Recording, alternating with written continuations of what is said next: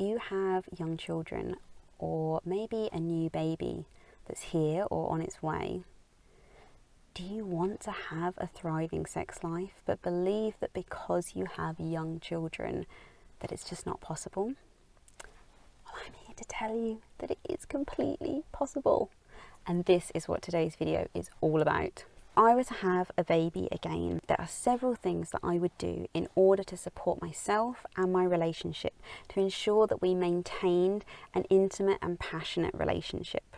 Having a new baby, whether it's your first or your sixth, it's always a new experience every single time.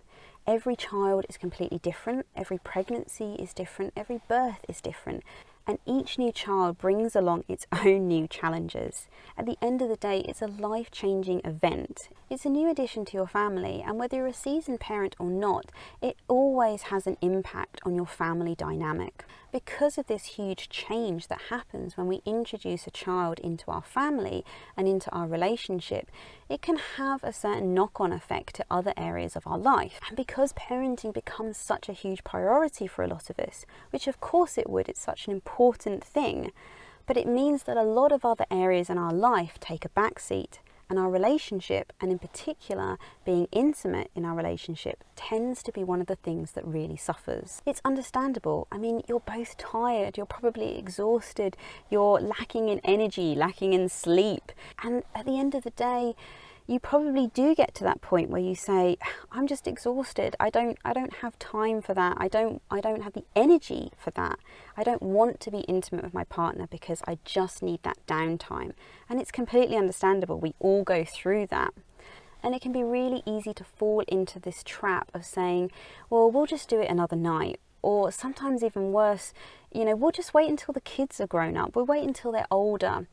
Now, unless you have both consciously decided that intimacy and sex is not going to be a part of your relationship, if it's something that you both agree that you really want to park for the time being, then of course that's absolutely fine. Every relationship is completely different. But my assumption is that for most people that isn't the case. Most couples want this in their relationship, and it's just that they don't believe that they have the time, the space or the energy to sustain that part of their relationship, especially when they have young children. Most couples don't want to give up this aspect of their relationship, but they just feel that they're in a position where they're forced into that decision. But this is where I am here to tell you that this does not have to be the case. You can absolutely have that part of your relationship. You can have the relationship that you desire, even with small children, even with a young baby. It is completely possible. I have done this from my own experience. I have 2 children, and I sustained this part of my relationship even when I was pregnant and right through until my child was older. So let me take you through my 8 tips on what you can do to maintain an intimate relationship after having a child. Hello, I'm Josephine Snowling and welcome to my channel. My channel is all about inspiring you on your journey towards consciously creating the reality that you desire. So let's jump straight in. The first thing that I would do is ensure that I dedicated a specific day and time every week. Sit down with your partner and look at your schedules, look at what works for both of you, and choose a time, a regular time that you can stick to every single week that is specifically for being intimate together. You basically need to plan to have sex. Now, I know this sounds really rigid and really structured, and for some of you who really thrive on spontaneous intimacy and kind of being in that moment, I totally get it. I was exactly in that position as well. The idea of scheduling when we were going to have sex just did not float my boat. But I'm here to tell you from experience that we kind of had 2 options. It was either we schedule this and we make it a commitment, we make it a regular thing that we stick to, or we rely on the fact that we want to be spontaneous together and then basically never be spontaneous and never have sex. And this is basically kind of the 2 options that you almost have. So although this sounds really regimented in the beginning, trust me, once you get into a consistent habit of actually having regular intimacy together, you then become much more spontaneous with one another. You then don't need to stick so rigidly to that day and time every week, because you look forward to it. You realize it's a part of your relationship that you no longer want to go without. But in the beginning, if things have been a bit rocky, if it's been a while, if you're struggling in that area together, then having a consistent time and day every week that you commit to having that time together, and it doesn't have to be sex, it can just be being intimate. If you want to start slowly, intimacy can be lots of different things. It can be sharing a bath together, it can be enjoying a massage together. It doesn't have to be sex. Of course it can be, but it's up to you as a couple to decide what it is that benefits you the most and what benefits your relationship.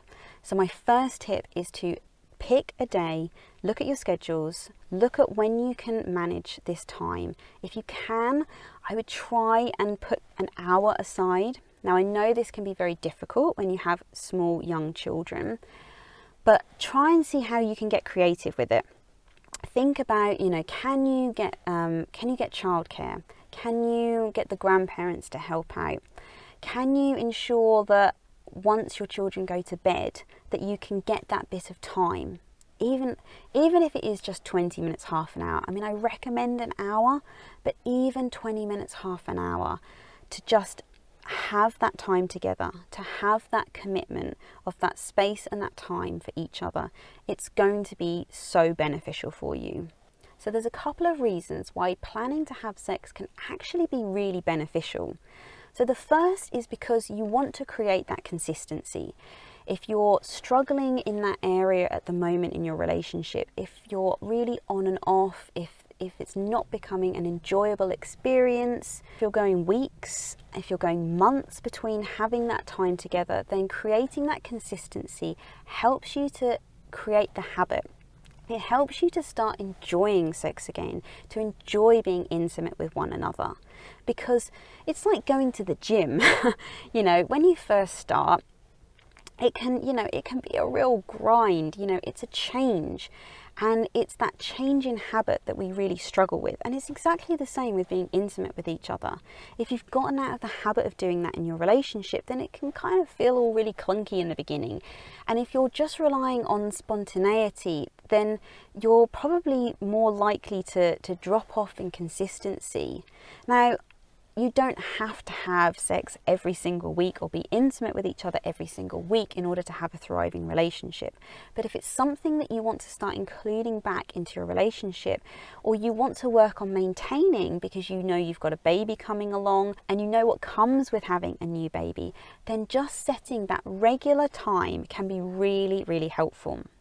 The second benefit as to why it is really useful to schedule this time together is because it actually allows you to build up to the event. It allows you to build excitement between the two of you. So you can look forward to this time every single week because you know that you have it. It kind of takes the pressure off as well midweek. I mean, of course you can be intimate at other times. It doesn't just have to be that scheduled time. But it kind of takes that pressure off in the sense that when you have young children, when you are tired, when you have got less energy, you know that you've got this time that's set aside for you to have that time together. You know that you haven't got to try and find these pockets of time. You haven't got to find energy from somewhere throughout the rest of the week, because you know that you have this time set aside that you've both agreed on, and you can build your energy, build your kind of strength up almost to that time. And I found this one particularly helpful for me because it allowed me to work on my turn on. It allowed me to work on being in that zone, because when you're in that mum space, it's so full on, and the last thing that you're thinking of is sex or being intimate. That's completely the last thing that you're thinking of. And I found it really hard to shift from mum zone into, right, I'm now this kind of sexy, passionate woman here. It just did not work. It was so hard for me to make that shift. And then quite often I would then just feel, I just don't want to do this, So having that time and that day every week, it allowed me to build myself up to that time.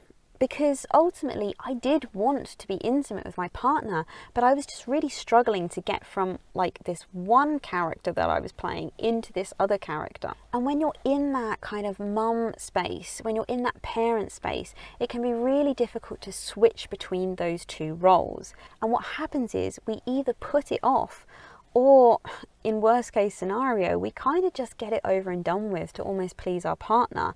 And neither of those things is helping anybody. So the first thing to do is to pick a time and a day every single week that you and your partner are going to commit to for time together. And if you want more tips on how you can go about creating time in your relationship for intimacy or connection or just fun, then check out this video that I've created, because it gives you lots more information on how to do that. So the next thing that you want to do is you want to think about creating a dedicated space to be intimate in. Now this could be your bedroom. It depends on what your sleeping situation is. But if you've got a young baby, then there's a good chance that your baby's going to be in the room with you. Or there might be parents out there that co-sleep. Or you could even have a small child coming into your bed at night. Everybody's setup is different. The thing that you want to do though is you want to make sure that you have a dedicated space set up to support the act of being intimate together. Now, this is where you might need to get creative. Now, you might have a spare room, which is fantastic. If you have a spare room, then I highly recommend that you turn this into a specific dedicated area for being intimate. Now, it doesn't have to be some dark, dingy sex dungeon. I mean, if that's your thing, then totally go for it. But what we're talking about is we want a space where we haven't got lots of toys, where we haven't got those other aspects of our life. We haven't got work kind of creeping into that space. Because what we want to do is we want to support this process. It's hard enough getting out of that role of being mum, being a parent, even getting out of that work brain into that space where you want to be intimate. So what we want to do is we want to get our environment to help us and to support us to do that. So you could use a spare room. If you don't have a spare room, then one suggestion that I do have that me and my husband have used is, can you turn your lounge, your living room, into an intimate space by night or whenever you decide to have that time together? So what we did is we actually made sure that we had a sofa bed. So we had our standard sofa, and inside it was a kind of small double bed that we could just pull out. And another thing that I really encourage is, if you're going to use your living room for that space, try and design your toy storage in a way that when you tidy everything away, you really can't see it. So of course you're going to want to have toys and things for your children or your baby in your living room because it's a shared space. But try and see if you can design it or maybe redesign it so that when you do clear away those things, you create that adult space. Because you're much more likely to be able to get into that zone if you haven't got trucks and blocks and books everywhere. The other thing that I recommend is think about how you kind of decorate this space. So even if you're choosing to use a lounge, a shared space that will be turned into an area for intimacy, think about some like cheeky little things that you can put into the room to help support that, but that aren't really obvious to anybody else. So a really nice decoration that has two uses could be some beautiful pampas grass. You could put them in a vase in your lounge and they make a beautiful decoration. But by night, or whenever you choose to be intimate, that pampas grass could be turned into an amazing tool for fantastic foreplay, but no one would be any the wiser. So start to think outside the box with this and have fun with it. What little cheeky things can you put around your shared space that also can have a double role? So the next thing that we want to do is we want to start adding intention to the event. So you want to make sure that you leave time to prepare your space. Make it a really sacred space. That is what helps create intimacy. So buy some candles, get some nice aromatherapy oils, maybe even purchase some fun toys that you can use to play with. Whatever it is that you both enjoy as a couple. We want to create this as almost like a ritual every week. So just like if you went to the gym or if you sat down to meditate, there tends to be a kind of ritual that goes into those activities, and it's exactly the same thing that we want to do with being intimate with each other. We're trying to reinforce consistent intimacy to support our relationship. Now, you don't need to add any unnecessary pressure with this. This is just to help create some intention and some purpose, because at the end of the day, it is a sacred, important time that you're sharing together. So we want to start treating it that way. So the next thing that you want to do is you want to start preparing for your time together. Now, this may sound a bit odd, but I believe this is actually a really crucial step in ensuring that the time you do have together is successful, that it actually goes ahead. Because as I alluded to at the start of this video, when we have children, we do get burnt out, we do get exhausted. But if we have a consistent day and time every week, what that allows us to do is it allows us to prepare ourselves for that time. And what I mean by that is it's about taking responsibility for your turn on.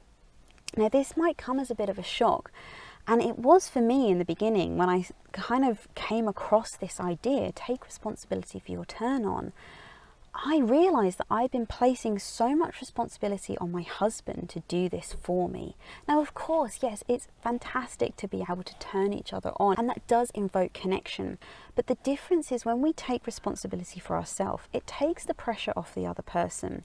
It also limits our own frustration when that person doesn't step up to the mark, because ultimately it is our responsibility, it is our mentality, it is our body that we are turning on.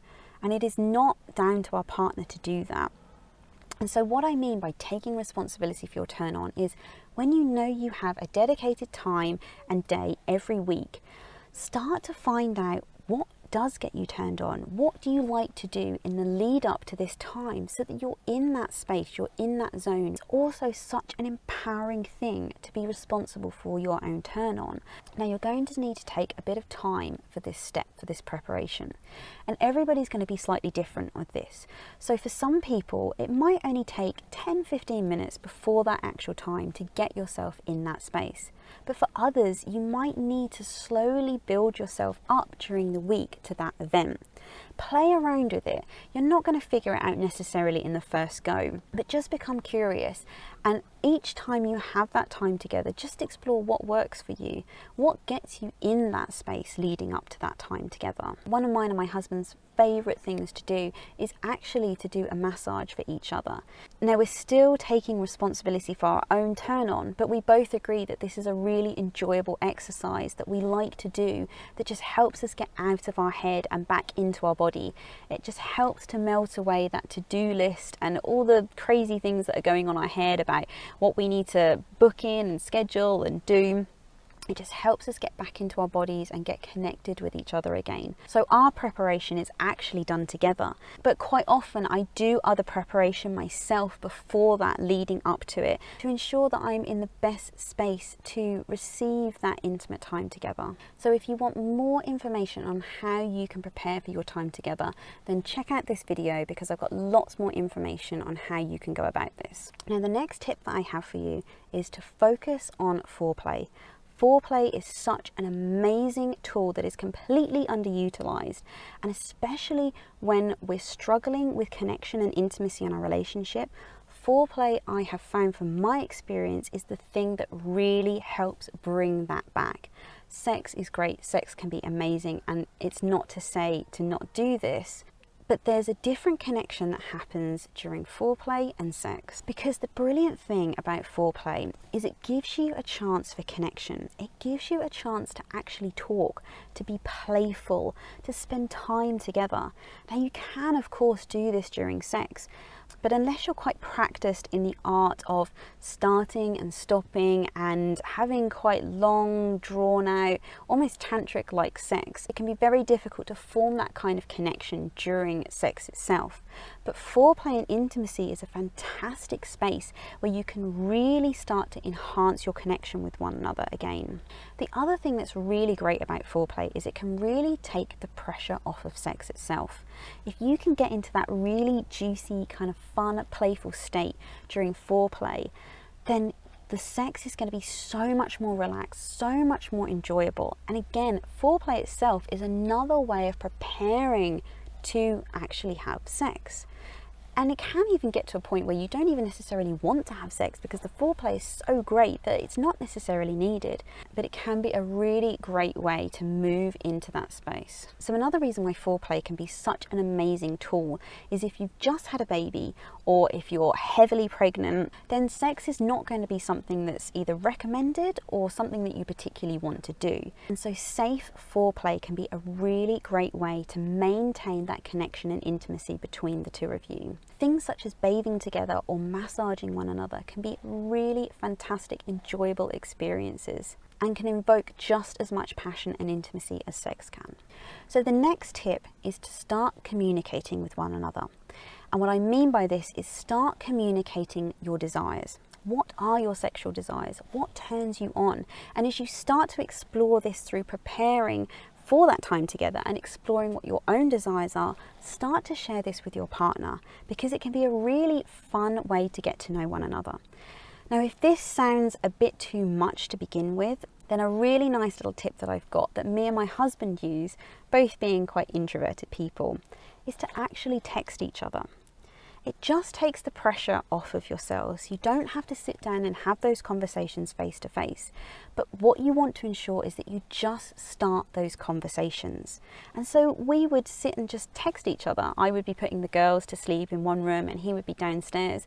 And we would just be messaging each other about these things. And then when we got together, it became so much easier to discuss this in person. And now we don't really need to text each other at all because it has become such a natural part of our relationship and it's something that we feel comfortable in. But the reason we didn't feel comfortable with it was because we just never really did it.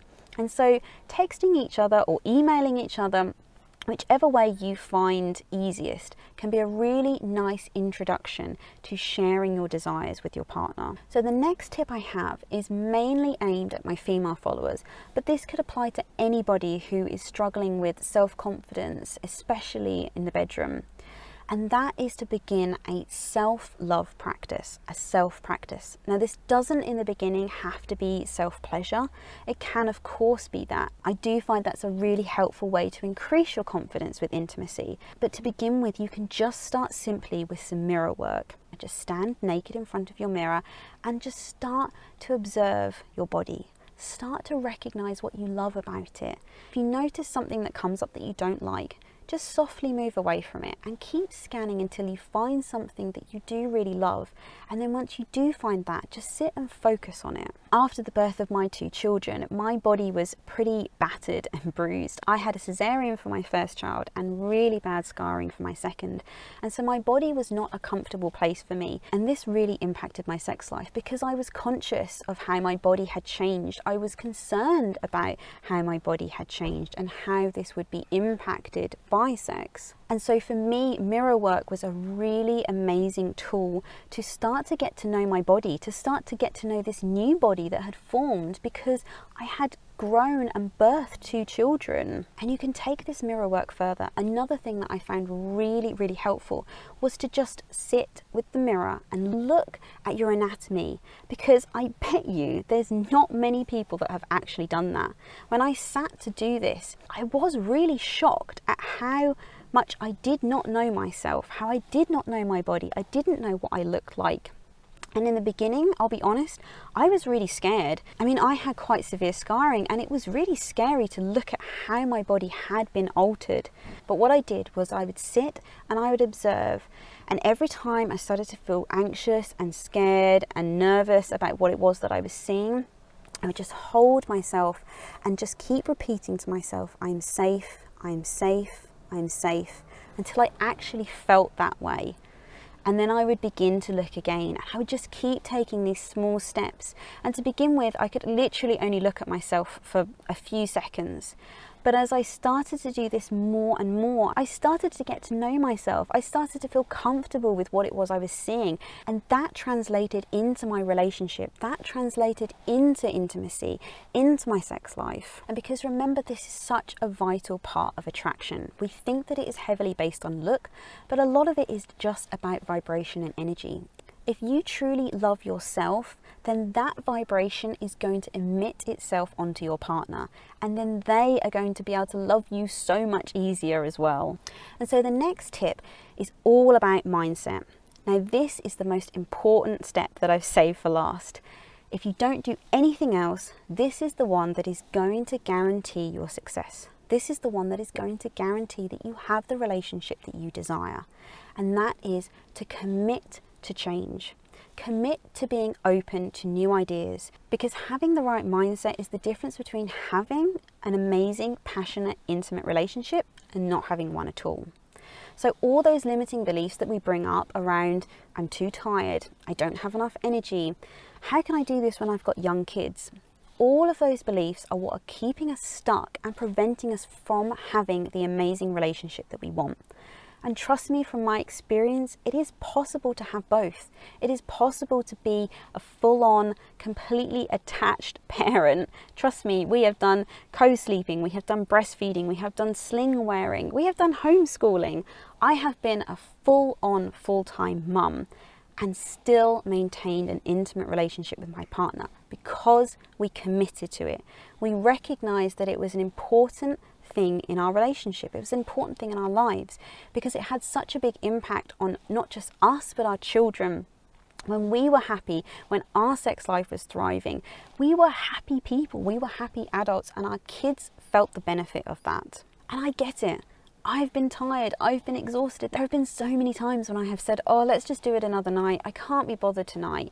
But when I have pushed through that barrier, not because I'm feeling forced to have to do it or feeling an obligation to my husband, but because I know that when I push past those limiting beliefs that are keeping me stuck in that place, that I do then enjoy myself. And if you want more information on how you can make an energetic decision to change your relationship, to have the relationship that you desire, then check out this video, because there is loads and loads of information on how you can start to do that, how you can shift your mindset, how you can start to view your relationship in a positive way and get out of those lower vibrations around it and those limiting beliefs. And the main thing is, have belief, have faith. You can have the relationship you desire.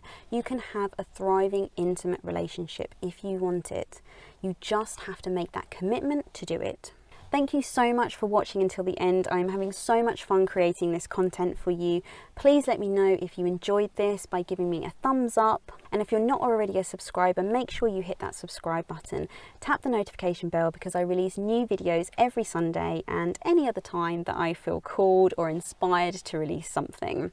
So make sure you don't miss those. And I would love to hear what your favorite takeaway has been from this video. So make sure you put that in the comments, because I'd love to hear what it is.